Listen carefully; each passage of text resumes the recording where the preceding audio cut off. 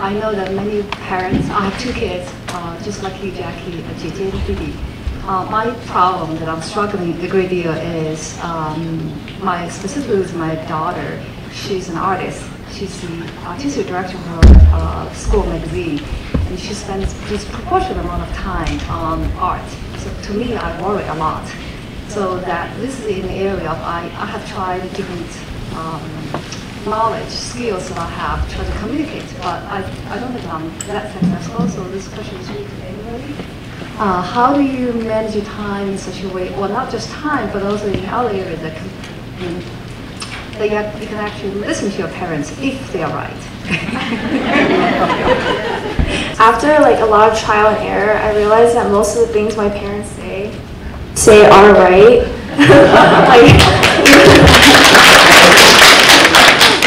Yeah, and because like I didn't really realize that until late into my high school years, but I guess for communication with parents and kids related to like time management, I think parents also have to realize that sometimes kids are just in like their teenage years, like they don't really want to listen to you, and like even though sometimes in the back of their mind they know that they should, like it's just kind of in their hormones to not. So I guess it's just like for like more of an understanding, I guess, between parents and kids to know that like sometimes they're not going to listen to you, but like in the end in the end they probably will, even though like they don't admit it. But yeah, so and also like to convince your kids to, I guess, spend less time doing something and more time doing whatnot, is just to kind of get them to explore themselves on what things that outside of what they're always doing, and then on their own they can figure it out. I think it shouldn't be focused on telling your kids to not do something. It should be focused more on telling them to try something new, because like obviously there's a bunch of different domains of things, and no one's going to be able to explore all of them. But if you're always stuck in a single one, then you're probably not like, as happy as you can be. My parents actually gave me a lot of freedom and let me sort of manage my own time, so I think I was able to do that fairly effectively. But I think the important thing is that if your child is spending a disproportionate amount of time on something, it's not necessarily a bad thing. I mean, I like writing a lot. I spent a lot of time writing, and I think that was actually one of the main things that helped me get into MIT and made me stand out. So if your child is interested in arts, that's really good, and you should encourage them to do that. And if they're spending too much time on it, you should show them that you understand that they love arts and that art is important to them. Make them feel that you understand them, but also just remind them that there's also other things that you need to do, and those things are necessary. And after you're done with those things, you can spend all the time on art that you want. Yeah, I agree with Hairuo. It sounds like you have a very good problem because she really likes art, and I mean the real problem would be if there's someone who doesn't like anything besides texting and instant messaging. And I guess one thing that my mom did actually was that I was really interested in soccer, but she thought that I wasn't going to be very good in the future. She thought I wasn't going to grow very much. I wasn't going to be very big. I still disagree with her on this one, but she got me interested in golf by just sending me up for a lesson and then just sending me a couple times to go play. And that allowed me to start becoming interested in golf, and then also kind of diverted me away from soccer. So I guess if you want to expand her interest, you might just get her started in something, and she might actually like it a lot. Thank you. This is a question for anybody who was in Intel and Siemens. How do you come up with your science topics for your projects, and also how do you have mentors to do that?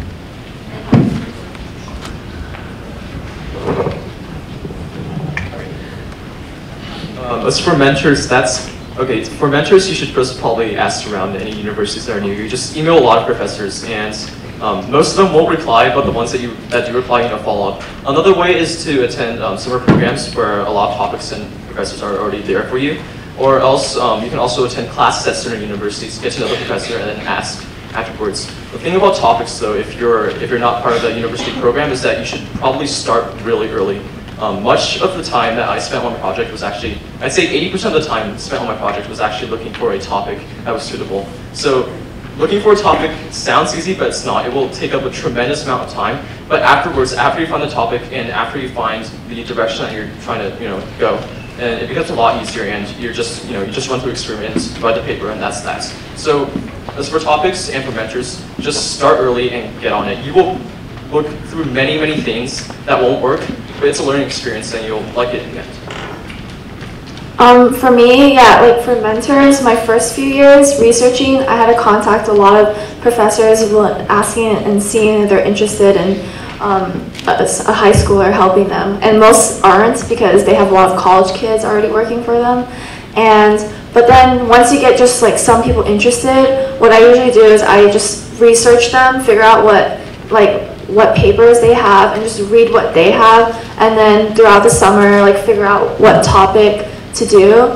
And then most of the time, even though it's like a summer internship, you spend your summer figuring out a topic and then the rest of the school year actually doing the project. So I guess summer internship doesn't really isn't the whole story. And then my most recent summer, I had to apply to the Stanford Internships in Medical Research. It's SIMMER program, and how that internship works is that once you get in, you have to apply to a specific field. For example, I did bioinformatics, but there's also other fields like cancer or like stem cell research.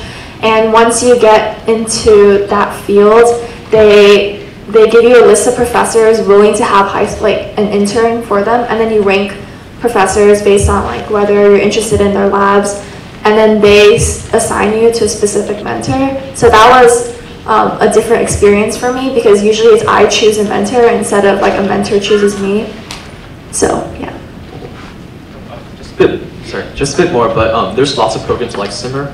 These include ones like YSP, Simmons, HSSRP, and RSI. Yeah, RSI, which is the most. But they're all very selective programs, and the deadlines for these are usually around. You should probably get these. They're kind of like college applications, but in junior years. So they do require essays, they require letters of rec. So if your son or daughter are interested in these, then they should probably get started on these. Probably in October, previous to the summer that they're looking for. And they also, all the intern research programs, they all look at different things. So even though you don't get into one, you'll probably maybe get into others. So don't feel bogged down just because you get into the first one. I wanted to say a few words for the students. Being a mother, I said to the parents, you really have to trust, give your kids some credit. They do know what they're doing. Even though they might think, you think they're still too young. And then also I have words for the student. You have to know it's your life. It's not your parents' life, so you have to live up to it. And also for the parents, it is their kids, the children's life. I also wanted to actually mention something. I think I really echo what Dr. Wei said. It is important for our students to really figure out what to do in their life. I want to give some parents or students here some hope. So I have a daughter. She never participated in any of this math competition. But I did encourage her. Actually, I'm an Intel the judge. So I worked with Intel competition for many years, and I have seen a lot of wonderful students. My daughter never participated. But then she was okay, right? She actually graduated from Yale this past weekend. So I was actually in the audience. I was listening to the keynote speech. Of course, Yale's always have this motto. It's for country, for Yale. For country, for God, for country, for Yale. And then that's what they really implement to the students. And I think, and of course, it's not about college, right? It's above and beyond. I do have one thing that I wanted to ask Michael here, just, you know, I didn't mean to pick on you, but I think I want to use this as an example to share with our parents. It is okay they don't want to be a professor. It is okay they don't want to be a doctor, because especially for Asian, we're talking about engineers, we're talking about law, we're talking about doctors. Seems like that's all we can do. So why not to be a chef? Why not to actually be a wonderful chef and then open a whole bunch of restaurants? Be an entrepreneur. There's really nothing wrong with that. And I think our parents need to actually embed that into our children's mind. Because he just mentioned that, I think it probably is already in his subconscious. His mom is here, so she would be the first one who wouldn't agree with that. So I think it is, you know, it is important for our kids to identify our strength, especially when you have to start very young. We have a lot of questions always asked, how do you know, right? You don't really know, but you're the parents, you should know. You should know it when they're 2 or when they're 5. And once you identify something, you nurture that. It's always, we say nature and the nurture. I think nurture plays a lot more important role. So I just wanted to actually share with you, you don't have to be a math genius. You don't have to attend all the details. Even though I still want you to do that, if you really that's your passion, I hope I can see your kids next time in the competition and ask them to come talk to me. Okay, thank you very much. Thank you.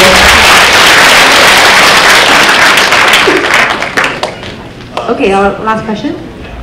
So I'm a student, a freshman in high school, and I find like it's really hard to concentrate sometimes because I find like subjects really boring, and like you just have to study for tests and stuff. So usually I get distracted on like Facebook or video games. So I was wondering, how do you guys deal with these distractions and like keep yourselves on task? Yeah. Okay, thank you. For me, what I do is I just kind of like motivate myself, saying that the second I'm done, I can just go on Facebook or go on like video games, go play video games. So you do go on Facebook then? Yeah, I don't like, even though I don't like, I have like, I'm okay at time managing. Like I still like go on Facebook. I still hang out with friends, and I feel like that actually helped me a lot more. Like I feel like social skills help you a lot more than actual like being good at a specific subject or something in the long run. But anyways, for concentrating, yeah, that's usually what I do. Or I kind of, when I study, I also have like a plate of my favorite food just right there, and it kind of helps me concentrate as well and not focus on like, yeah, because I eat at the same time. So, not like actually, it helps a lot.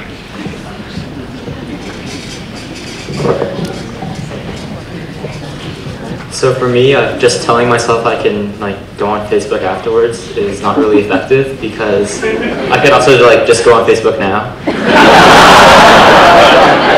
So maybe I have like worse self-control than Helen. So what I do instead is you can actually like block these things like completely, so you can make it so that you actually can't go on Facebook. And so what you can do is you can like one thing you do is like tell your friend or your parent to like lock your computer, and like don't like tell you don't unlock the computer, or like literally give you the thing back until you're actually done with the thing. So that's something you can use if you actually if you can't like just get yourself to like not go on Facebook. With regards to motivation, I think you can motivate yourself a little bit more in any certain school subjects, because you know you're going to be, I don't know, taking your history class for a whole year. Maybe you don't like history all that much, but it doesn't mean you can't get anything out of the class. And I think having that sort of mindset, rather than like always thinking, okay, this class is a waste of my time, why am I doing this, it's a better way to go about it, because first of all, you can get your stuff done, you'll be a little bit happier, and you still will get like something out of the class. Well, I think most computers have this really neat feature called a power button, so you can actually turn it off if you need to. So that's what I actually do. I just close the lid on my computer and it's off. And I can't go on Facebook because it's off, and I just don't turn it on until I'm finished my homework. But other ways, in all seriousness, you should also play sports, because I think lots of what you're experiencing now is excess energy. And sports get rid of the excess energy, and you will be tired afterwards, and you will want to finish your homework so you can go to sleep. So you will not want to go to Facebook afterwards, trust me. So do a sport, get into it, expend that excess energy. It's a healthy thing anyways. So, and that's really an easy way to concentrate afterwards.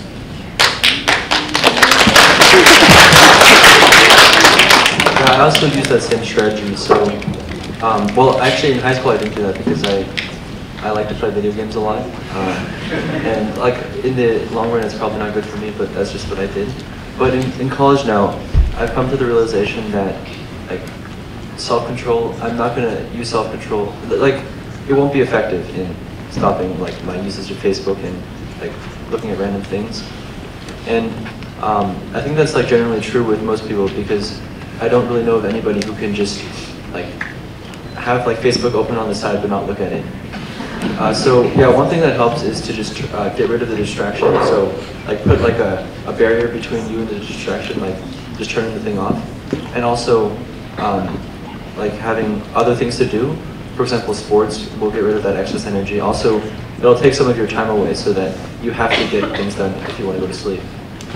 And also, one thing I've done is I've had something that's like a distraction but more useful than Facebook or video games. So I'll like have like Quora open on the side, or like some article that I'm interested in, so that when I get distracted I look at those things instead of going straight to Facebook.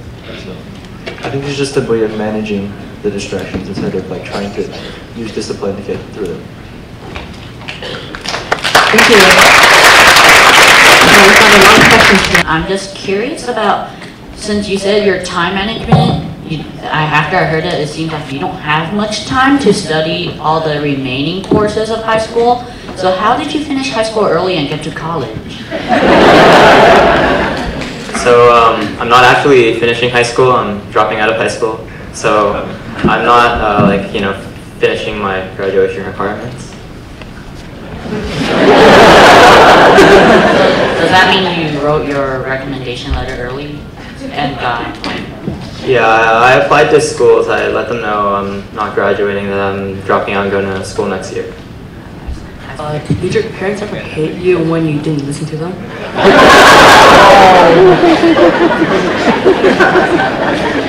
That's a good question. Not really. Yeah. I don't know how else to answer that. Yeah, I think they kind of did sometimes.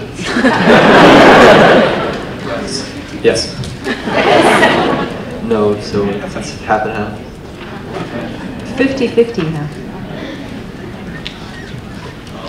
I think it's different if you're a girl, if you're a guy.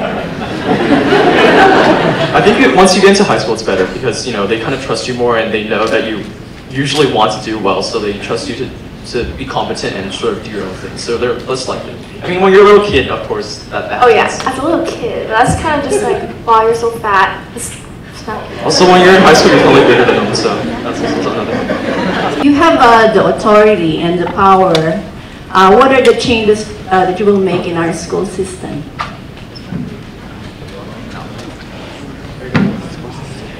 Okay, I would actually implement something that puts more focus on the humanities, because the humanities are actually very important.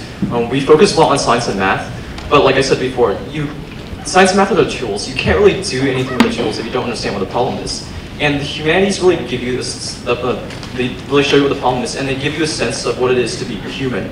And also things like writing. I mean, those are very important skills. Writing is probably the most important skill that you will ever learn, because it is communication. So how are you going to go through life? How are you going to live without being able to communicate what exactly you mean in a very succinct, precise way, unless you're able to write well? So these sort of skills should be taught in our schools. And also, I think our schools should focus less on grades and more on actual learning, because we sort of have this mentality where college is everything, but college is not everything. College is just another method to get to a final goal. And that final goal is to do something in life, to actually make your life worthwhile. So instead of focusing so much on college, I would rather, have the education system focus more on actually learning and having our students be able to actually do things, to create things, to build things.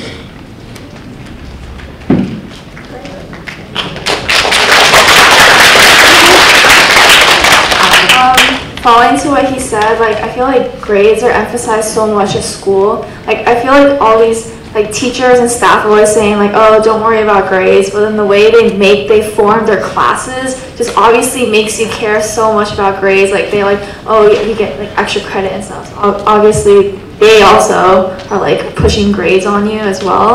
But then not just even though grades aren't everything, like I understand why like so many people like care so much about it, because like there's always that stereotype that like colleges like they care a lot about grades, but like most schools don't actually care at all about grades. Like I've known most of my friends who get into the better schools, their grades are not perfect at all, but what they do is they just show that they actually do stuff outside of studying for classes, and colleges like actually prefer that a lot more than all you know how to do is like read a book and like take a test. Advice on preparing for high school. You're entering 9th grade, don't get scared of the seniors.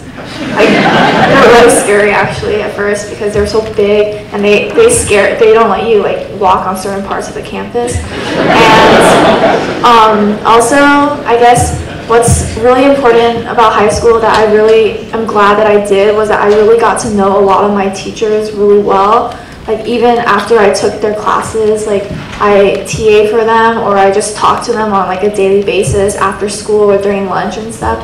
And even though I graduated already, like just last week, like these teachers are like the ones that I still go to like for advice or help. Like sometimes like I text them when I need something, like when they want help from me, like they talk to me. It's just like the relationship between teachers and students are like so underrated sometimes, that like I feel like every high schooler should just get a chance to at least know one high school teacher like really well even after they graduate.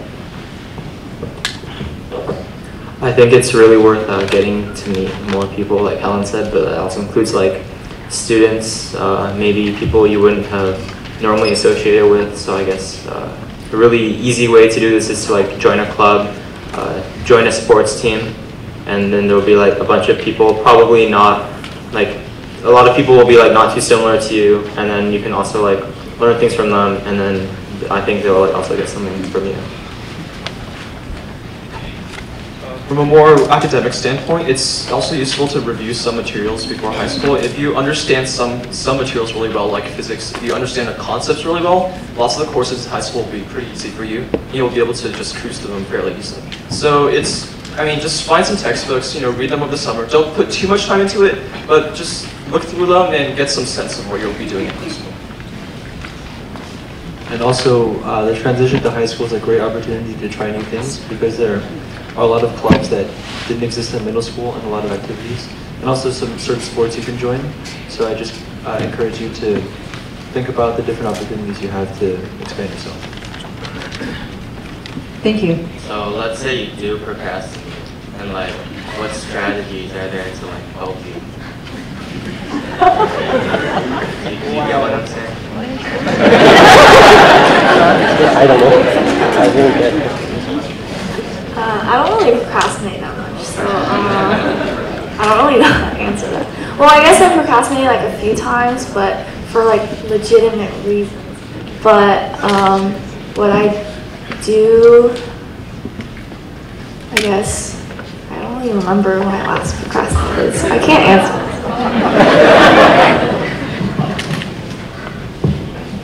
I think like in high school, a lot of times, especially in like, I don't know, your harder, like your honors, your AP classes, sometimes it's like people will reward you for like telling them like you don't sleep very much. They'll say like, oh wow, you're like really intense or whatever. And so then basically people are getting rewarded for like not sleeping very much, or like you said, procrastinating a lot. And I think it's really important to get out of this mindset, because that's like really damaging. First of all, like you lose a lot of sleep and you develop poor study habits. So I think just when, maybe like, just, I think the simple trick of just not telling people when you're procrastinating, not telling people when you're not sleeping very much, I think that's important as well. Well, you can also think of how much pain you'll be in just a few weeks from now when the deadline's coming, right? That helps. And then besides that, I think it's really helpful to have a daily planner to actually break things into parts and write them down. Then you sort of develop this, checklist mindset where it's like, okay, I need to finish this check, I need to finish this check. And then once you develop that mindset, it's very easy to just, do one thing a day and just conquer this big task one step at a time. Yeah, I agree. It's important to break things up into smaller pieces because oftentimes it seems like it's such a daunting thing to do, but when you break it up into daily tasks, it's not so big. Also, part of how I dealt with it was that I really don't like not sleeping, and the couple times that I did procrastinate, that pain of having to stay up until 4 and then go to school at 8 really motivated me to not do that the next time. Thank you. I think we only have 3 minutes left, and one last question. Is there a way to get interested in a subject they don't really like?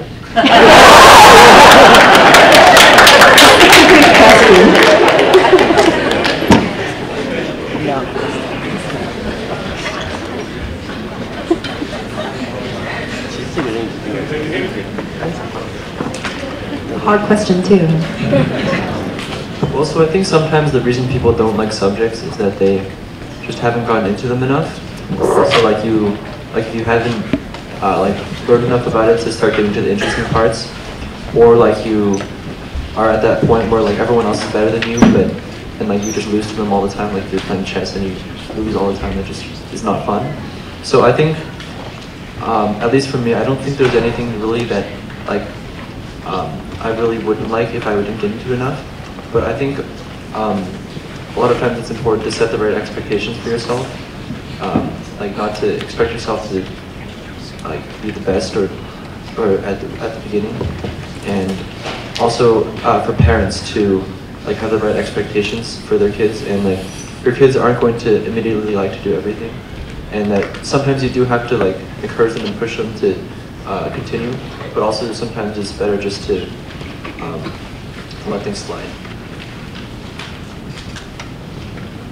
I guess one way would be, I feel like kids in general, teenagers, they're more willing to be interested in things when their friends are also interested in it. So I guess having a diverse group of friends, all of them are interested in different things, and then you listen to, and then when you're talking to them, talking about your day, you listen to one of them talk about a subject that they really like that you just can't stand. But then you listen to what they say and what they why they love this topic, and you just kind of start to soften up for it. So I guess that's one way.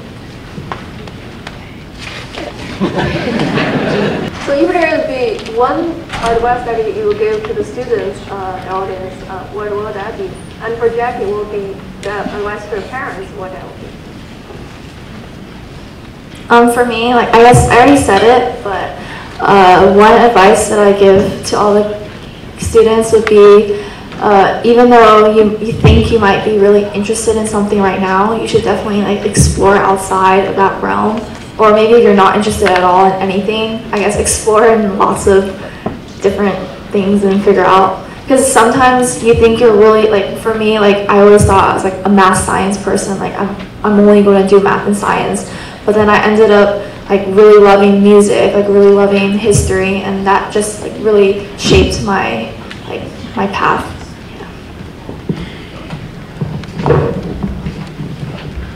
My one piece of advice would be not to worry about college acceptances too much, and more importantly, not to treat it as a final goal. I think someone's already mentioned this, but obviously college is not really. College isn't an end in your life. It's 4 years that are going to act like a stepping stone to something later. So certainly it's going to be something that's important, but it's you really shouldn't be totally optimizing your life for maximizing your chance of getting into some dream school.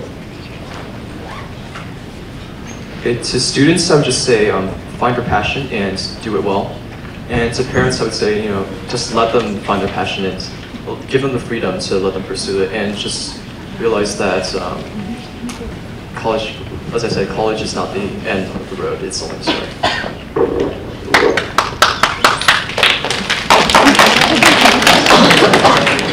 I think it's really important to have good friends, because at least in my experience, all my friends had these things they're interested in, and also they did well in school. So that was a big reason why I was motivated to do well, because I saw them doing so well, and if I didn't do well, I'd be the dumb one, so I couldn't have that. So I think it's just very important to have good friends, because they'll also help you when you need help, and then also it's just, yeah, it's good to have good friends. Allow them to make mistakes. And when they make mistakes, don't fix their mistake, and teach them to understand the mistake and fix them themselves. So that's your vote of confidence in them. Your vote of confidence is very important. Before I do that, I really want to say something. I was truly amazed and moved by this outstanding panelist. And all the students who are the outstanding kids in our community, they learn from the parents here, they're doing well, and they're going to go to the top school, they're going to change the world. I think they are our examples. For the kids still are young, I think their past or their story, all these stories are going to be yours, because you learn from it, and you know how to do it. And also I want to thank for the parents and Jackie for sharing her wisdom about sharing those good experience for us to learn. I think the reason for me to organize this event, I have my own purpose. I really want to use this example to learn this myself for my kids. So I really want to thank you for that. And I think the CASPA, although we are a professional semiconductor organization, but we do care about the community service. We do care about the way how our kids grow, and we all want them to do well. So I wish everyone who will come to join us to do the community service, volunteer work, and also hopefully involve more to our activities. Thank you very much.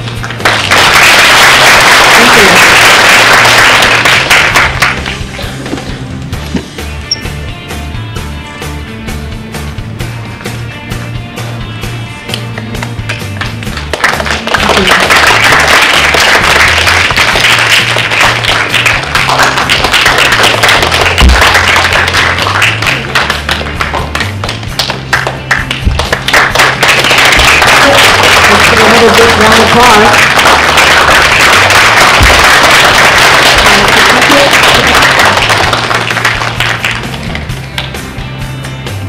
Everybody, yeah, stand up at the front of the stage.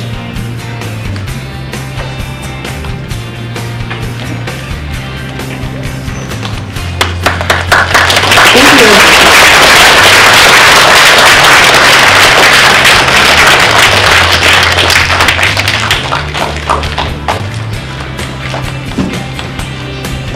Okay, awesome.